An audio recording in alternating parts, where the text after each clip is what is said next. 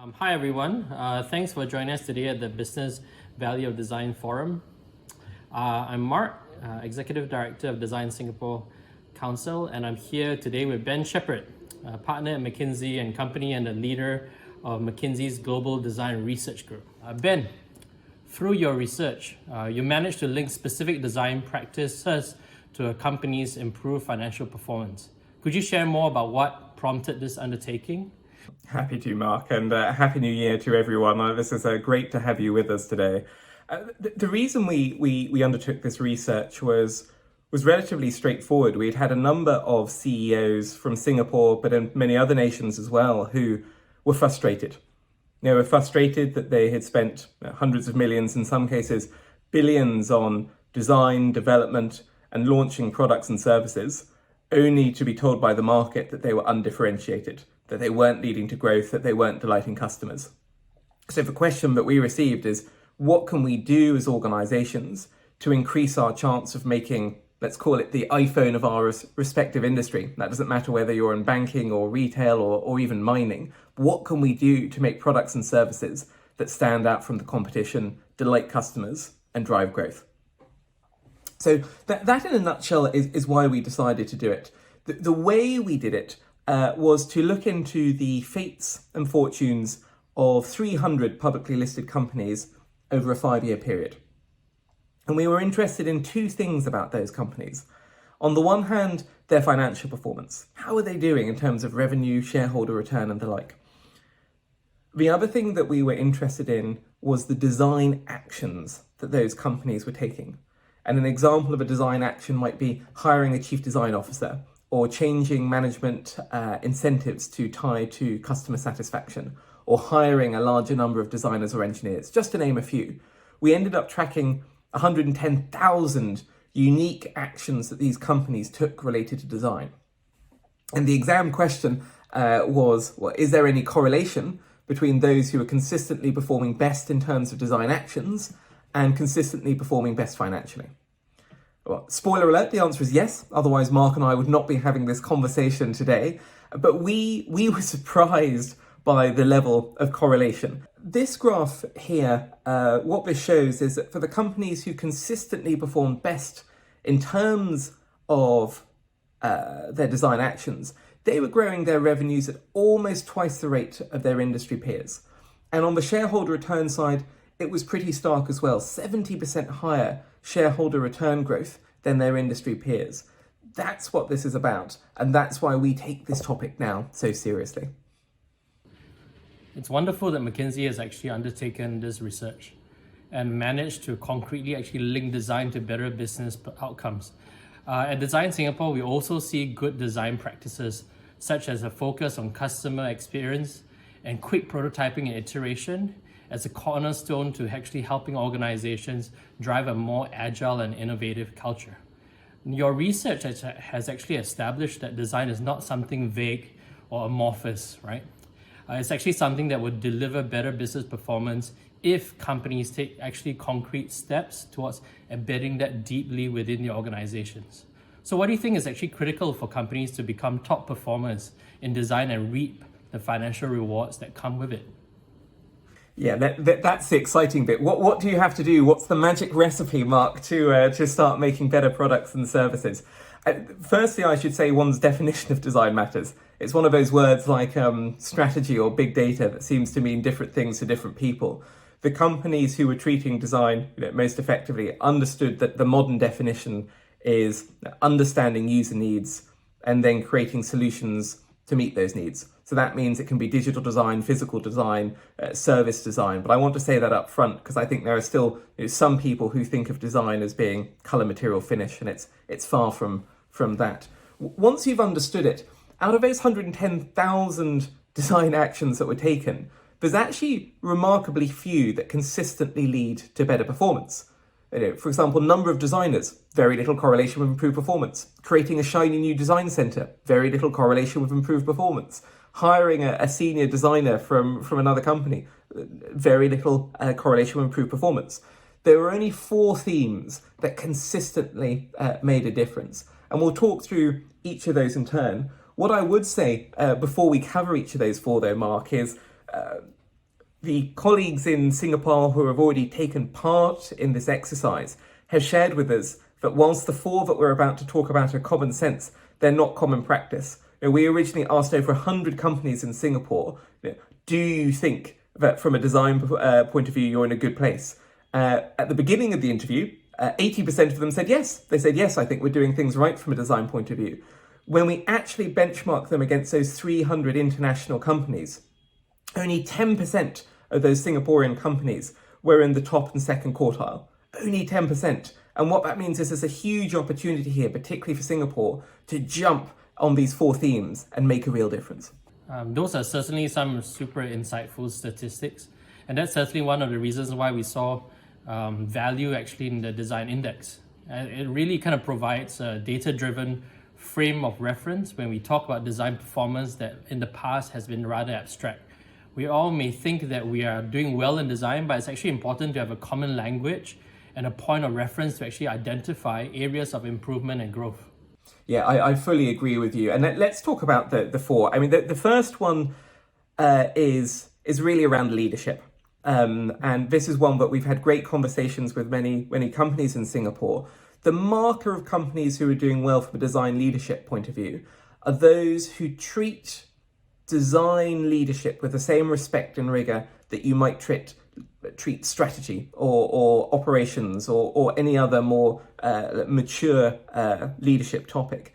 They look at the data, they make decisions. And there was a CEO of a medtech company who said it, I thought, in a very powerful way. He said, if we don't have data on the quality of our products, on whether it's leading to better patient outcomes, better adherence to medication, better perceived quality of life, and we have that data to show we're doing markedly better than the competition, then shame on us. How can we be making the right strategic decisions unless we can be clear that our medical device designs are making a difference and a better difference than others? And that for me was a really simple way of thinking about how a CEO can think about design metrics, customer metrics, patient metrics in a way that actually leads to better strategic decisions. But the thing about creating additional metrics and having these regular assessments on user outcomes sounds like it could be really difficult for some organizations and certainly appears so based on the statistics from the results. What would you say to companies that don't have the resources for this now? Firstly, don't panic. You're in good company. And in fact, in Singapore, of the leaders we spoke to, 75%, 3 out of 4 said they currently don't feel they could make objective business decisions on design. So this is an area which is being developed as we speak. I actually think the whole design industry is going through a bit of a renaissance at the moment. This is like what marketing went through in the 1990s, where it went from being this black box, this magic, to people saying, no, we can do closed loop marketing, we can look at ROI, we can understand the metrics. And I think we're seeing that on the metric side in design now. I'll give you one example of a company who I think took this on really well. And it was a CEO of a consumer goods company who was frustrated that he felt that he and his top team had lost connection with the customer. They felt that they didn't have the right metrics and they were just focused on pie charts and EBITDA, but they'd lost that picture on whether they actually had sustainably better products and services. So what this individual did, he walked into his executive boardroom and he said to his team, congratulations, everybody, I'm changing your bonus. This year, half your bonus will still be tied to quarterly EBITDA earnings. Of course, we have to deliver to the street, but the other half will be different. On Christmas Day, I will excuse myself from cutting the turkey with my family. I will go and see how our products are doing on Amazon, not in terms of sales, but in terms of Amazon stars out of 5. I'm going to see on average how many stars out of 5 our products have. I'm going to compare that to our leading competition. And if we have fewer stars, you don't get that second half of your bonus. Am I clear? Now, you could say that's a very crass measure. You could say that's open to all sorts of gaming. I'm sure everyone opened an Amazon account that night and started scoring things 5. But did it have the intended consequence? Absolutely yes. It changed the culture of that company. People started talking about customers. It became a discussion in the boardroom. And I'd encourage companies in Singapore to think, what's that equivalent? What's that one first customer-led metric that they can bring to the boardroom that leads to a different kind of conversation? No, absolutely. I mean, that's a really interesting way of getting people to focus holistically on the customer and really tying that to something immediate and measurable, right? And just really forcing a kind of cultural change. Now that we've spoken actually about these kind of concrete metrics, what about softer aspects, about collaboration, actually how teams work together? That was the second topic. I mean, teamwork, absolutely critical. We had an expectation, though, that the companies that performed best were going to be the ones who created these wonderful design centers, these innovation centers. What we found from the research was slightly counterintuitively, companies who at some point seemed to have made these huge ivory towers committed to design actually saw a dip in performance in the years that followed. And what turned out to be important was, to some degree, de-emphasizing the importance of the design department, but instead elevating the importance of individual designers and spending far more effort and energy in thinking, how do I effectively integrate those designers into cross-functional teams with engineering, with marketing, with product, with finance, with the project management team as well. And it was those organizations, those institutions who were most successful. And we saw this beautifully captured in one company. In fact, it was a furniture making company who opened, or planned, I should say, to open a shiny design and innovation center of two of its leading markets. Now, in the second market, they changed their plan, and instead they invested that money in design talent and better financial incentives for those cross-functional teams, so that everyone in the team felt a responsibility for better products and services. Now, if you fast forward 5 years, not only was that country where they'd gone away from the centre and focused more on the team, getting product to market 10% faster, but they were generating 30% higher revenue. And the reason is everyone in those teams, whether they were a designer or an engineer or marketer, felt a true sense of responsibility and accountability for world-class design. Often we actually hear that many great user-centric projects actually meet with bottlenecks because of conflicts actually in priorities across different departments. But we know there's always opportunities to meaningfully engage colleagues and staff to use design to achieve outcomes. That actually has been one of the areas of challenge that many of the companies in Singapore have brought up. Many of them feel that they're not testing and refining their prototypes and their products and services with end users enough. In fact, 60% of the 100 companies we spoke to in Singapore said they're not doing that at a rate that they think is leading to improvements. And from the research that we did, that was actually the third theme. So if the first and second themes are around leadership and people, the third one is around that iterative set of processes for coming up with better designs. Now, we had an expectation when we did this research that whether it be Singapore or any nation, there might be certain tools and techniques that people in Singapore should be using to do that research and their design processes. We thought maybe qualitative research would be better than quantitative, or we would find out that conjoint analysis was better than MaxDiff, was better than in-home video studies. What we found from the research actually wasn't that. There was no one technique that companies can use that consistently leads to finding better user insights. But there was something around quantity, and there seemed to be a magic mark around the 6 different tools and techniques. Companies who are using about 3 different qualitative, 3 different quantitative techniques to understand their users were improving their financial performance dramatically faster than companies who the process over-relied on just doing one sort of research with end users.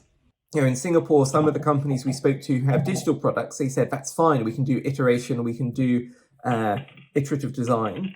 But the companies who have hardware said, iterative design doesn't work. You know, at some point you need to buy tooling, at some point you need to invest in a physical product. I think one of the interesting companies we came to know was ST Engineering. They have an innovation unit called InnoSparks, right? And what they were doing is they were recently working with an outdoor cooling system with the Wildlife Reserve Singapore company. And they went through multiple rounds of testing and prototyping with the users. And what we found out was within 18 months, over 50 design iterations and systems were built and tested. And that finally launched a successful product. And I think that's the sort of spirit of what we want more and more companies to understand what that looks like within their own testing of products and services for the market. Yeah. I completely agree with you, Mark. That's such a brilliant modern example. 50 iterations over 18 months in the engineering sector. You know, the engineering sector gets a bad reputation. People used to think engineering services, you do it once as a design phase, and then that gets locked and thrown towards a launch. 2 years later comes success or failure. I think that's an example of a company that's seen the light. So congratulations to them. There's one final theme I think you and I should talk about before we sort of close on the actions. And the fourth and final theme is in some ways the easiest to describe, but the hardest to do. So once you've got your great leadership, once you've got your perfect team, once they're doing a modern design process, the final piece to break here is around fixing the silos between physical, digital, and service design. There are so many companies now who still have a separate physical design arm, a separate digital arm, and it really gets in the way of modern seamless experience that customers have become to expect. If I think of some of the examples that stick with me, there was an example of a medtech company who was making products for people with chronic disease. The way they used to think about that is, well, we're a physical product company, so we need to think about viscosity, we need to think about the volume to be injected into the body of this particular medicine. And what they did is to say that that's a very old-fashioned way of thinking about our industry. Let's instead for a moment think about the combination of digital, physical, and service in the form of doctors and nurses. And they started talking, instead of about a physical injection device, they started talking about reminders that you're sick. And in fact, in this particular disease, many people had about 27 reminders in a given month that they were a sick individual, that they were living under the burden of this disease. And what the company did is they said, no, well, let's work together to reduce that burden. They got it from 27 reminders down to 9 reminders, that you were sick. And that's when you started to have improved patient quality of life. That's when you started to have improved medical outcomes. And that was brilliant. The fact that this company moved from thinking about product to thinking about product and apps and in-person services. I think that the recognition that user experience is critical is actually becoming more commonplace. I do believe that. We're actually seeing more companies focus on a kind of holistic user experience journey and more than just optimizing a kind of single touch point. For me, one example close to heart is our local airport, Changi Airport. As an example, they've actually, we've talked to the team and they actually conduct meticulous research to actually stitch the traveler's journey together to ultimately create a seamless and delightful way of balancing, they call kind of hospitality and a transportation efficiency. And I think one large innovation they did the last few years was to build this huge kind of centerpiece called Jewel to be able to complete the kind of airport experience to wow visitors. So I totally agree with you. No, I'm with you all, and I hope to be able to see Jewel soon and be with you, Mark, in Singapore. When you and I last went, it was a few months from completion, and I'm sad that the world has changed so much, but I haven't been back since. But hopefully, 2021 will be the year. I'm really excited about what follows in today's conversation. I think the themes that we've touched on, whether it be things like that breakdown of physical and digital service, like you were mentioning at the airport, whether it be the leadership piece, whether it be the people piece, whether it be the process piece. I think all of these are sort of common sense. I think these are all things that companies in Singapore can do. I think for me, it feels a little bit like diet and exercise. We all know we're supposed to be doing it, but none of us do it. And what I hope is today comes something of a catalyst moment where many companies can say, actually, no, we can do these four together. And I think we'll see a real difference in the months and years that follow in terms of performance. Thanks for reminding me. I do need to diet and exercise in 2021. But these are certainly exciting results. It gives us personally a kind of clearer picture about how we at Design Singapore can actually help further support companies to grow to the next level.